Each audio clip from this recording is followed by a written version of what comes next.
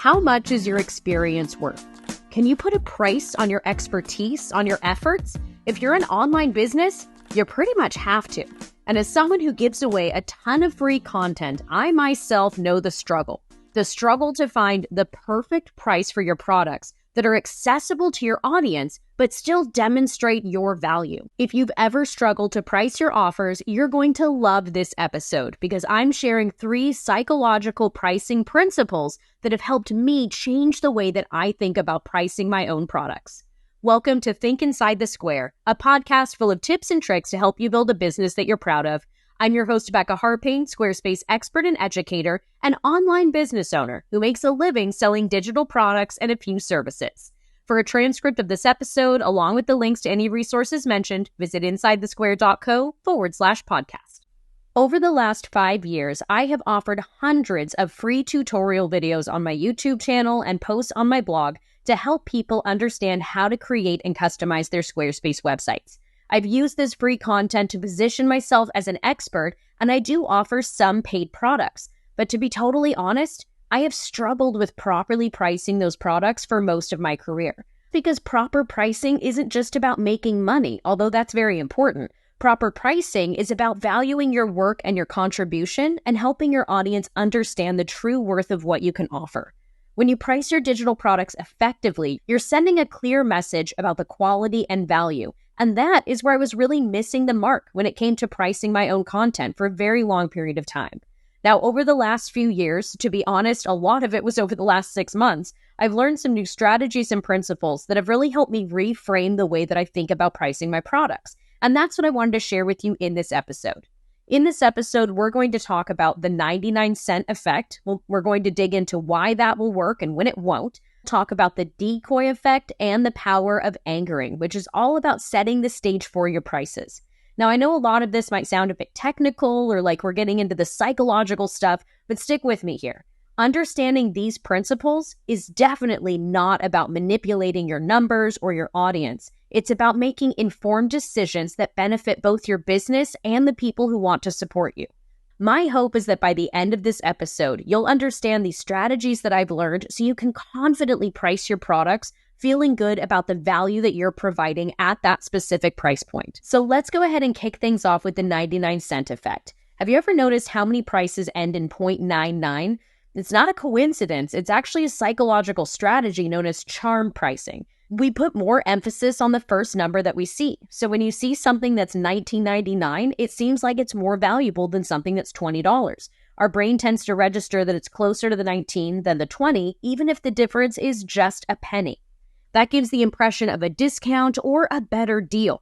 Now, if you're listening to this episode thinking, Becca, did I just tune in to this episode so you could tell me to take my $30 product and make it $29.99? That is not the genius I'm sharing with you, my friend.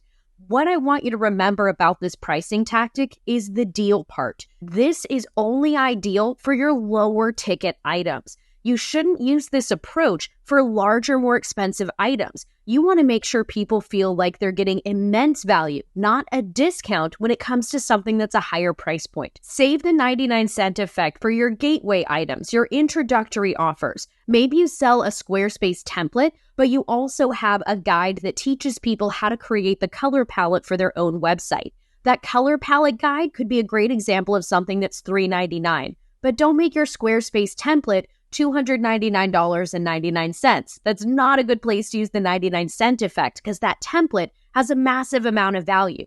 Instead, use the 99-cent effect for that smaller price point to make people feel like they're getting a great deal with your introductory offer. So if your entry-level products or when you're running a promotion, those might be listed at $4.99 or $19.99. Your premium products, when you want to emphasize quality, should have rounded prices like $20, $50, $100. This can help reinforce the perception of value. So what if you have a few different types, the affordable entry-level products and premium products? Let's talk about using the decoy effect in combination with that 99-cent effect. I want you to imagine that you're selling a digital course on social media marketing. You're considering these pricing options. The basic course is $19.99. The premium course is $150, or the basic course plus a 30-minute consultation is $350. Which option do you think would be the most popular? If you guessed option B, the premium course at $150, you're right. But here's the twist. The presence of option C actually makes option B more attractive.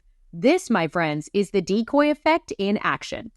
Decoy effect, also known as the asymmetric dominance effect, is a phenomenon where consumers change their preference between two options when presented with a third option that is asymmetrically dominated. In our example, option C is the decoy. It's priced more than option B, which makes option B look like an incredible deal in comparison. But this isn't about tricking your customers. It's about helping them see the value in your offers and making a decision that they'll be happy with.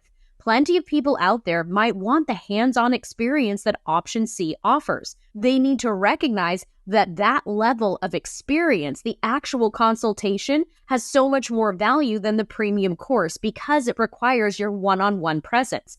This helps demonstrate your value as well as the value of your products. To use the decoy effect in your pricing strategy, I want you to consider creating a good, better, best pricing structure for your digital products. For the good product, consider something that's using the 99-cent effect, like a $12.99 guide or a $19.99 introductory course to some type of content. For the better option, provide more value for a higher price point. And for the best option, make that the maximum amount of value at your highest price. Now, the goal here isn't to confuse your customers with so many options. The good, better, best pricing helps them make a choice that aligns their needs with their budget, while also helping them appreciate the value of what you're offering. Now, this actually brings me into the third pricing tactic that I wanted to share with you in this episode, and that is anchoring. I want you to try a little experiment with me. I want you to think of the last 3 digits of your phone number, okay? Now I want you to imagine that phone number has a $sign in front of it.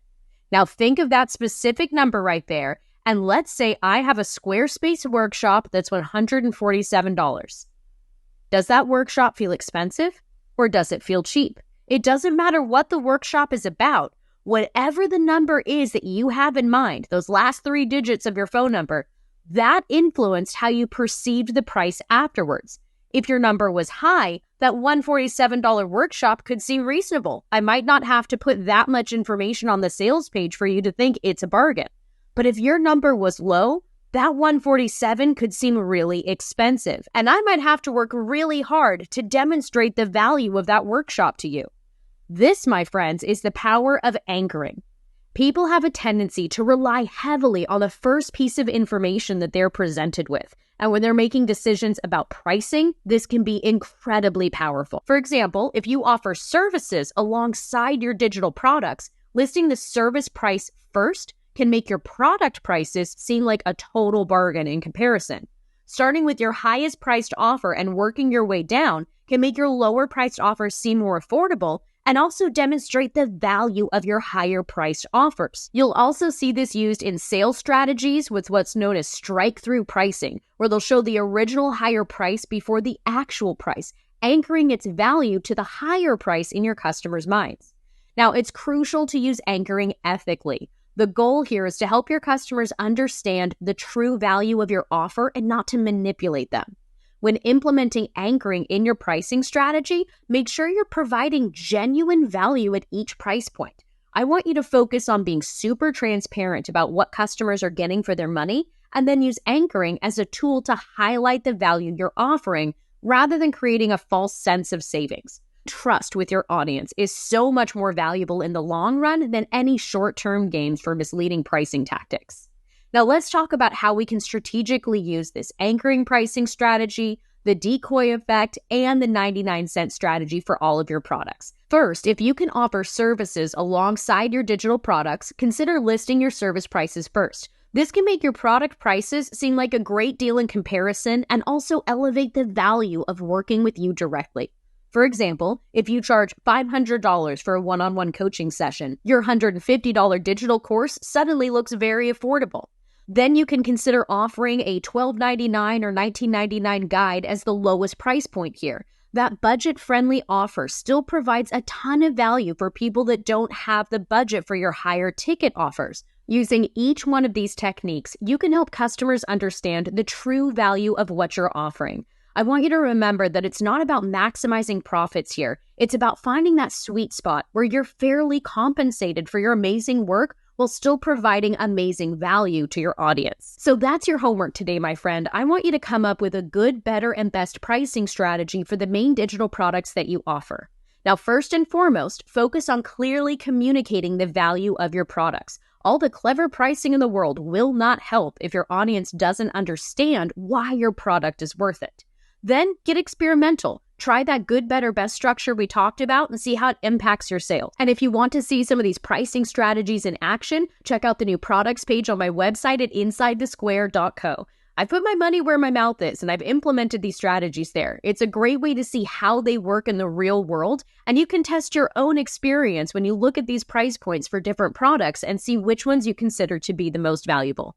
All right, my friend, we're going to wrap it up there. Thank you so much for listening to this episode of Think Inside the Square. I hope that you're inspired to try some new pricing strategies for your products and really consider demonstrating how much value you have to give to your audience. That is the most important part. Thank you so much for tuning into this episode of Think Inside the Square. I truly hope you enjoyed it. If you did, be sure to subscribe to this podcast wherever you happen to be listening to this episode. Thanks again for tuning in, and most importantly, have fun with your pricing strategy. Bye for now.